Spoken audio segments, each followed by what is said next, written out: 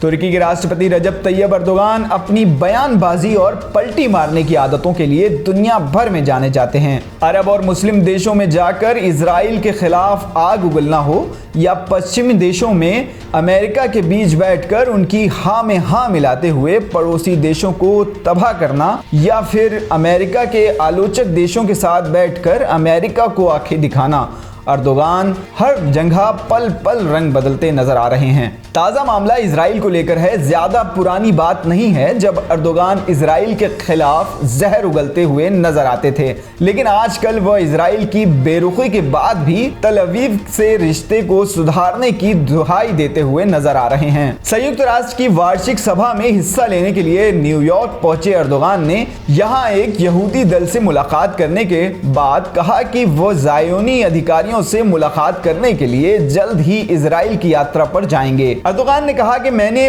काफी समय से इजराइल जाने की योजना बनाई हुई है। मैं जल्द ही इजराइल जाकर इस देश के नेताओं से मुलाकात करूंगा। जेविस टेलीग्राफिक एजेंसी की रिपोर्ट के अनुसार अमेरिकन यहूदी संगठन के अधिकारियों से बात करते हुए अर्दोगान ने कहा कि ज़ायोनी विरोध मानवता के खिलाफ अपराध है, इस पर तत्काल रोक लगनी चाहिए। इजराइल की यात्रा पर जाने की इच्छा जताने वाले अर्दोगान ने हालांकि ये नहीं बताया कि ये सफर कब तक संभव है। बता दें कि हाल ही में अर्दोगान और याइर लैपिड की मुलाकात की खबर देते हुए इजराइल के प्रधानमंत्री ऑफिस से कहा गया है कि प्रधानमंत्री याइर लैपिड न्यूयॉर्क में तुर्की राष्ट्रपति अर्दोगान से मुलाकात करेंगे। संयुक्त राष्ट्र की वार्षिक महासभा के दौरान अर्दोगान इजराइल के प्रधानमंत्री याइर लैपिड से मुलाकात करेंगे, जहां दोनों नेताओं के बीच सीरिया समेत कई स्थानीय मुद्दों पर चर्चा होगी। 2008 के बाद ये पहला मौका होगा जब अर्दोगान इजराइल के प्रधानमंत्री से मिलेंगे।